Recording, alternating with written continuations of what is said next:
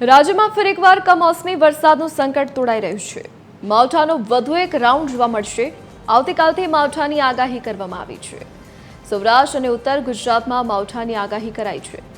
માછીમારો દરિયો ન ખેડવા સૂચના આપવામાં આવી છે। આજે અને આવતીકાલે દરિયો ન ખેડવા સૂચના અપાઈ છે। વેસ્ટર્ન ડિસ્ટર્બન્સ સક્રિય થતા માવઠું થઈ શકે છે।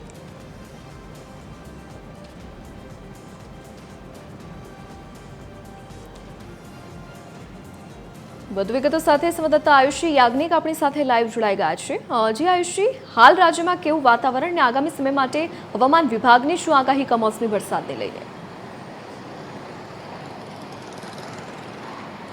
બિલકુલ ધરતી જે રીતે upper air cyclonic circulation system અત્યાર સુધી સક્રિય હતી ને હવે વેસ્ટર્ન ડિસ્ટર્બન્સની અસરો છે કે જે ગુજરાત રાજ્યમાં જોવા મળવાની છે, જેને લઈને કમોસમી વરસાદની આગાહી કરવામાં આવી છે। આજના દિવસે સૌરાષ્ટ્ર અને ઉત્તર ગુજરાતના કેટલાક ભાગોની અંદર વરસાદ છે તે પડી શકે છે। મધ્ય ગુજરાતમાં પણ કેટલાક ભાગોની અંદર વાદળછાયા વાતાવરણ સાથે છૂટાછવાયા વરસાદની સંભાવનાઓ છે તે વ્યક્ત કરવામાં આવી છે। ખાસ કરીને અલગ અલગ જો જિલ્લાઓની વાત કરવામાં આવે તો સૌરાષ્ટ્રના કેટલાક જિલ્લાઓ છે કે જેની અંદર આજના દિવસે જે વરસાદની આગાહી છે કરવામાં આવી છે। અમદાવાદમાં વાદળછાયું વાતાવરણ રહેવાનું છે અને પવનની ગતિ પણ આજના દિવસથી વધવાની સંભાવનાઓ છે, કારણ કે આ વેસ્ટર્ન ડિસ્ટર્બન્સના કારણે આંધી વંટોળ જેવી પરિસ્થિતિ પણ સર્જાઈ શકે છે। દ્વારકા, જામનગર, રાજકોટ જેટલા સૌરાષ્ટ્રના જે ભાગો છે ત્યાં વરસાદની આગાહી છે, જ્યારે દાહોદ, પંચમહાલમાં પણ વરસાદની આગાહી કરાઈ છે। મોરબી, કચ્છ, બનાસકાંઠા, સાબરકાંઠા, અરવલ્લી, મહીસાગર અને પાટણમાં પણ વરસાદની આગાહી વ્યક્ત કરવામાં આવી રહી છે।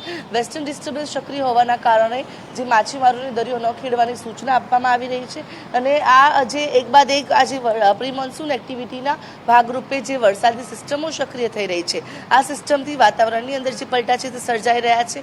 આવનારા દિવસોમાં પણ તે જ પ્રકારની સંભાવનાઓ રહેશે, કારણ કે એક બાદ એક જે રીતે તાપમાન વધતાની સાથે જ આ પ્રકારની સિસ્ટમો સક્રિય થઈ જાય છે, પછી તે upper air cyclonic circulation system હોય, વેસ્ટર્ન ડિસ્ટર્બન્સ હોય, આ સક્રિય થવાના કારણે વાતાવરણની અંદર બદલાવ છે તે સર્જાયેલો જોવા મળી રહ્યો છે। 2 દિવસ સુધી આ પ્રકારનું વાતાવરણ રહેશે, જો કે ત્યારબાદ ધીરે ધીરે ફરી એક તાપમાન ઉચકાવાની શરૂઆત થશે।